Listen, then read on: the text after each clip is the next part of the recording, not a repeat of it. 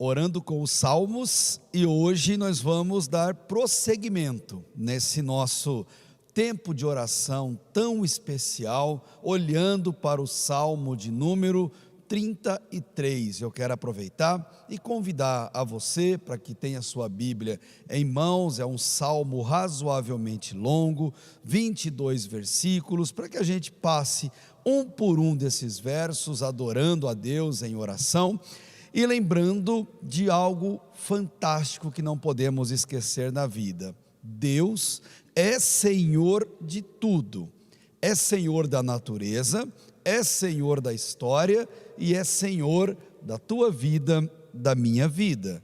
O Salmo 33 é um dos muitos salmos na Bíblia cuja ocasião e autoria permanecem em mistério. Não aparecem no próprio Salmo essas informações, mas pelo conteúdo desse Salmo, ele é muito parecido com as composições de Davi. Por isso muitos, com muita propriedade, reconhecem que Davi é o possível autor desse Salmo. É uma oração em forma de canção que reconhece aquilo que é mais precioso para Deus, o seu atributo mais marcante, qual seja a sua soberania. Ele é desenvolvido em 22 versos porque foi escrito em forma acróstica, ou seja, cada verso do Salmo 33 começa com uma letra do alfabeto hebraico. São 22 letras, consequentemente 22 versículos que esse salmo tem. E por meio dele, nós vamos poder conhecer, e isso é o interessante, um pouco mais de doutrinas fundamentais da Bíblia. Nesse salmo, como em tantos outros, nós poderemos compreender e aprender mais de Deus, mais dos seus atributos, e a proposta é que isso nos faça amar mais ao Senhor. E amar a Deus pelo fato dele, e só ele, ser Deus, Senhor, Criador e sustentador de todas as coisas. Como é bom, queridos, descansarmos na certeza de que somos os seus filhos, especialmente em tempos em que a fé é tão questionada, se não abandonada na mente das pessoas. Recentemente, a Rosana Garcia Barros, ela escreveu uma constatação que é impossível discordar. Ela disse assim: ao longo da história, o criacionismo tem sido questionado ou tem questionado a existência do Criador, negando a existência de Deus. Com o surgimento do darwinismo, a ciência humana assumiu a postura de senhora da razão, dona da razão, incutindo desde a infância na mente das pessoas suas teorias e descobertas como se fossem inquestionáveis.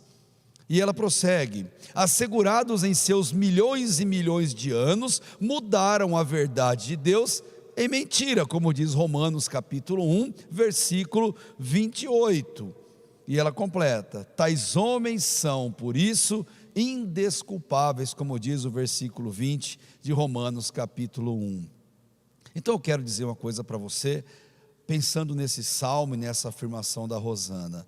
Acredite, e você pode acreditar piamente nisso, não importa o que esteja acontecendo em sua volta, Deus nunca é pego de surpresa. Nada escapa ou escapou ao controle de Deus, ou escapará. Afinal de contas, Ele é Senhor de tudo, é Criador de tudo, e todas as coisas que existem, inclusive eu e você, somos feitos por Deus, e Ele continua sendo o principal cuidador da obra da sua criação. Deus é Senhor absoluto da história, e aqueles, como o Salmo vai mostrar, aqueles que têm Deus como Senhor de sua vida, sejam pessoas, sejam nações, são felizes e muito felizes. E consequentemente, quem despreza esse fato, são pessoas extremamente infelizes, se não aqui na terra, certamente o serão na eternidade, porque Deus pune e abençoa o mundo à medida que obedece ou não à sua palavra. Tanto que a palavra de Deus diz que Ele muda os tempos e as estações, Ele remove os reis e estabelece reis. Ele dá sabedoria aos sábios e conhecimento aos entendidos, ou seja, nós não devemos ficar desesperados diante do quadro atual, social, político, econômico, de guerra ou de paz. Não devemos nos desesperar, mas sim descansar em Deus, orando e assumindo uma postura, uma posição bíblica, sabendo que Deus está no controle de tudo. E você quer ser feliz enquanto pessoa, indivíduo, enquanto família, igreja ou nação? O conselho de Davi: tenha Deus como Senhor da sua vida. E para isso, só tem um jeito: sendo cristão. O que significa ser cristão? Eu deixo Leonard Ravenhill explicar para a gente isso. Ele falou assim: ser cristão é sua vida estar escondida com Cristo. Você não tem mais tempo que seja seu, dinheiro que seja seu. Cristo precisa se tornar seu Senhor completo. Isso é ser cristão. Jesus é o seu Salvador, e eu sei disso, não tenho dúvida. Mas Ele é também Senhor da sua vida, completo de tudo na sua vida.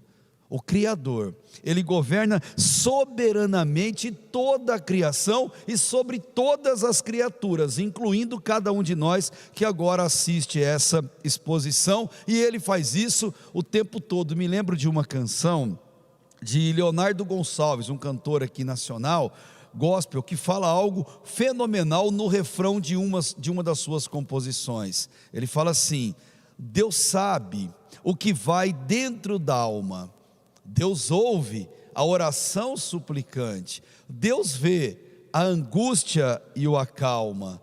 Deus sabe, Deus ouve, Deus vê. Reconheça o senhorio de Deus sobre todas as coisas e principalmente sobre a sua vida. Davi reconheceu que Deus estava sempre no controle de tudo e que nada escapava de Deus, e tentar uma vida cética, sem crer em Deus, uma vida independente, ou pior, tentar levar uma vida tentando matar Deus, como inutilmente fez Nietzsche e tantos outros que seguem as suas doutrinas, é sinal não só que você está doente, mas que você está em estado terminal, paliativo, gravíssimo, e precisa de um remédio urgente. E os salmos são esses remédios dados por Deus, remédios para curar a nossa alma. Tem um hino que eu gosto muito, a Laísa Freire, ela demonstra que tomou esse remédio chamado Salmos, e ela reconheceu em forma de música uma verdade incontestável que eu sei que você conhece, que é tão linda que entrou no inário para o culto cristão sob número 202. Olha o que essa pessoa escreveu: se os problemas parecem não ter solução, quando as mágoas inundam o seu coração, há alguém que atende a sua oração: Jesus Cristo, o Mestre e Senhor. E olha o refrão: Ele é dono da chuva, do sol e do ar, é Senhor da alegria, da dor, do chorar. Ele é dono dos montes, do céu e do mar, é Senhor das crianças, das preces, dos hinos, mas mais importante, Ele é meu e também teu Senhor. É isso que o salmista, seja ele Davi ou qualquer outro que tenha composto esse salmo, quis demonstrar no Salmo 33 de maneira profunda, de maneira especial. E olha como ele divide o salmo, e peço para que você me acompanhe. Primeiro, ele faz um prelúdio do louvor, ele apresenta esse prelúdio nos 3 primeiros versículos dizendo: Regozijai-vos no Senhor, ou exultai-vos no Senhor, é uma ordem. Vós justos, pois aos retos fica bem o louvor. Louvai ao Senhor, outra ordem, com harpa. Cantai-lhe louvores com saltério de 10 cordas, ou seja, os instrumentos. Cantai-lhe um cântico novo, tocai bem e com júbilo. O salmo, diferente do normal, ele começa com apelo. O apelo geralmente vem no final, mas aqui ele já começa com apelo, mandando a postura que deve ter um justo, um reto, um filho de Deus. Um filho de Deus exulta, é uma ordem, é imperativo. Um filho de Deus celebra, um filho de Deus entoa, um filho de Deus canta, e canta com todo o coração. E aqui Davi, ou o autor desse salmo, faz um forte apelo para que a adoração sua e minha seja uma adoração com alegria, porque sem alegria na presença de Deus, a nossa adoração é vã. Os filhos de Deus, os justos, são convidados a adorar com alegria, com júbilo. Como diz uma canção: celebrai com júbilo ao Senhor todos os moradores da terra, como vai dizer um salmo um pouquinho mais à frente. Por quê, queridos? Adorar a Deus sem alegria é totalmente sem sentido.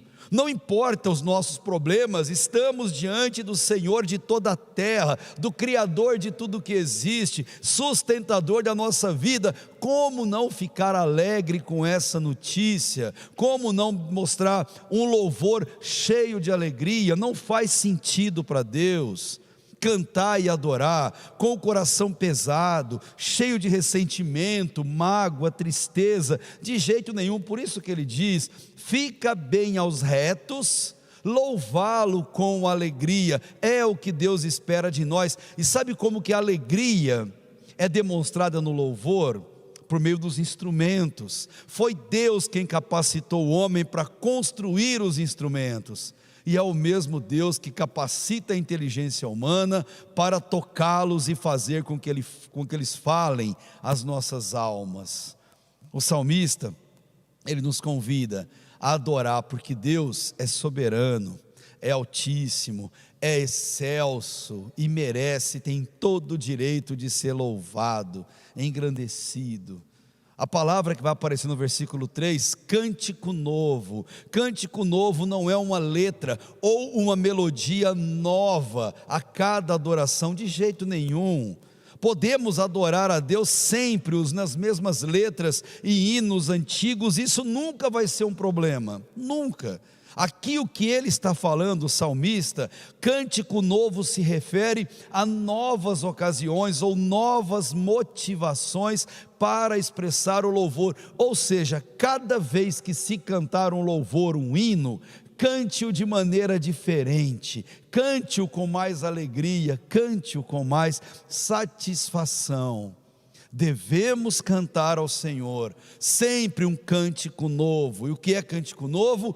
Cante sempre com atitude nova, alegre, diante daquilo que nós já estamos cantando. Tanto que no finalzinho da Bíblia, nós receberemos a ordem que virou um corinho: cantai ao Senhor um cântico novo, cantai ao Senhor todas as terras. Cantai ao Senhor, exaltai o seu nome, anunciai entre as nações as suas obras, porque grande é o Senhor e muito digno de ser louvado.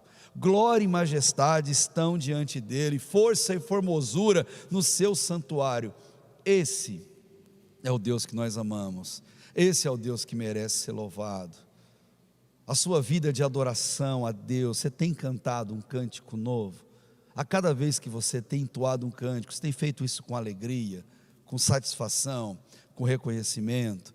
Depois Davi apresenta os motivos para se adorar a Deus. Perdão, Davi não, o autor desse salmo, que é muito provável de ser Davi, mas a partir do versículo 4, porque a palavra do Senhor, essa é a razão, a palavra do Senhor é reta, e todas as suas obras são feitas com fidelidade. Ele ama a retidão e a justiça, a terra está cheia da benignidade do Senhor. O que o salmista quer mostrar é que o caráter de uma pessoa é demonstrado demonstrado pela sua palavra, e o caráter divino se manifesta pela palavra de Deus, porque Deus e a sua palavra são uma única pessoa, e temos que louvar a Deus. O motivo é esse, porque a palavra de Deus é reta, é correta, não tem erro, é verdadeira, e por isso ela é perfeita. E se ela é perfeita, Deus tem um caráter perfeito. Deus se manifesta na palavra, mas se manifesta também na natureza e na história da humanidade. Queridos, tudo que se refere a Deus é reto, é correto, não tem intenção de iludir as pessoas com promessas falsas, mas sim indicar pela retidão da palavra o caminho pelo qual devemos seguir.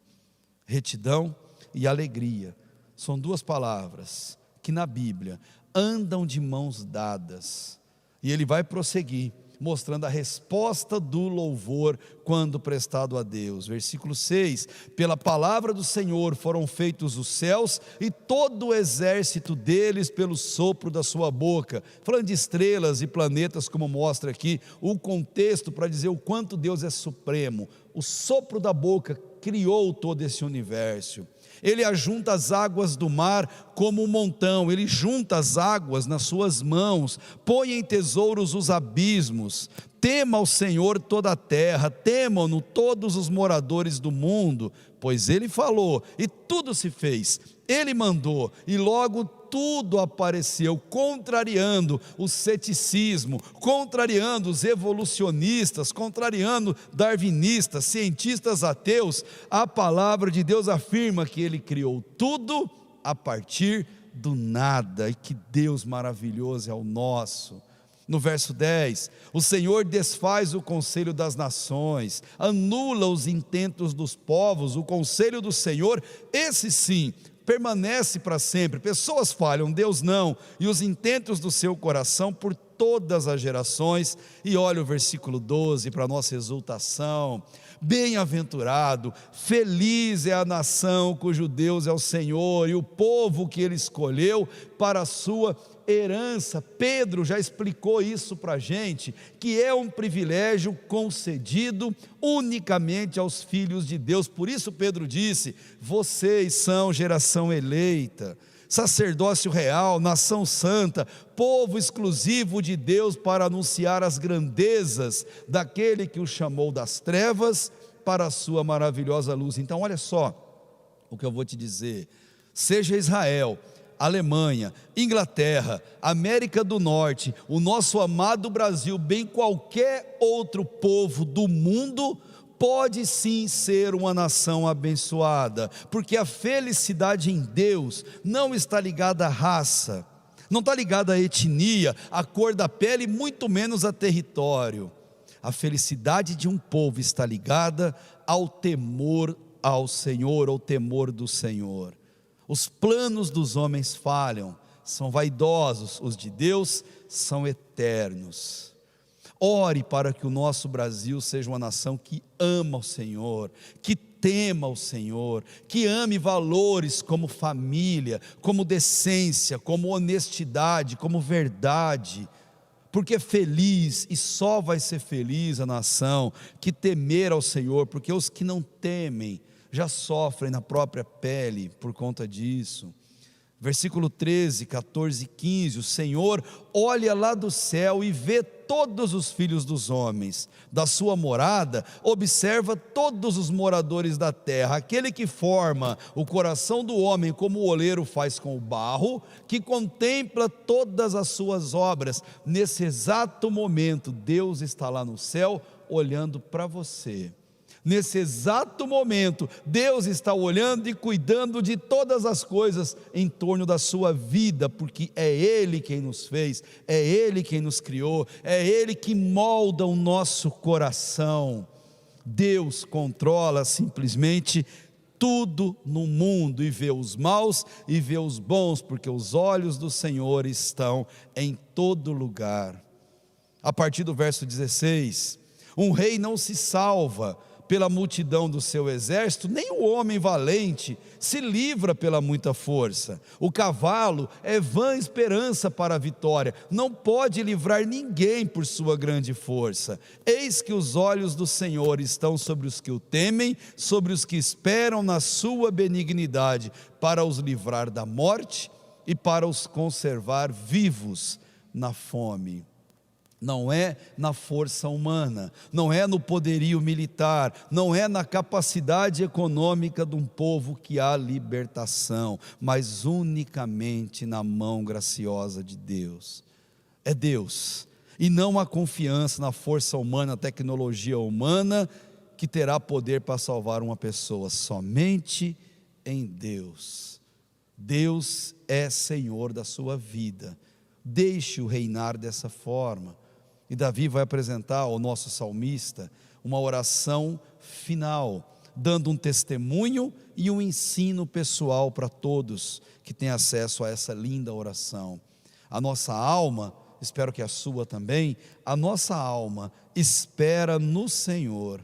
Ele é o nosso auxílio, não o médico. Ele é o nosso auxílio, não o hospital, não o remédio, não pessoas. Ele é o nosso auxílio e o nosso escudo. Ele nos protege do mal, dos ataques do mal, pois nele se alegra o nosso coração, porquanto temos confiado no seu santo nome. Se você é assim, seja a tua benignidade, Senhor, sobre nós, assim como em Ti esperamos. Se Deus for Senhor da tua vida, de todas as coisas na sua vida, a benignidade, a bondade, o amor de Deus estará sempre sobre nós e por Ele nós podemos esperar. Assim é Deus, eterno, soberano, amoroso, e ainda assim Ele se importa com a nossa existência frágil e limitada. Esse é o Deus, e Ele, e mais ninguém, deve ser Senhor sobre a nossa vida. Deus é Senhor de tudo, da natureza, da história, mas acima de tudo, das nossas vidas. Louve-o com alegria e com toda a sua alma. Se você entendeu isso, ora comigo, por favor. Deus, obrigado, porque o Senhor é Senhor da nossa vida. Obrigado por estar no controle pleno e absoluto de todas as coisas. E por isso, nós descansamos nessa certeza e esperamos no Senhor que continuemos a viver dia após dia, nesta confiança debaixo da Tua bondade, da Tua benignidade sobre nossa vida, todos os dias em que aqui estivermos. Obrigado, Deus, por essa certeza, e nos ajude a viver debaixo dela, apesar das circunstâncias adversas sobre a nossa vida. Guarda-nos, ó Deus, e nos protege sempre na Tua presença santa. É o que clamamos, é o que oramos e declaramos: o Senhor, Deus, Senhor da nossa vida e do nosso país, em nome de Jesus, amém.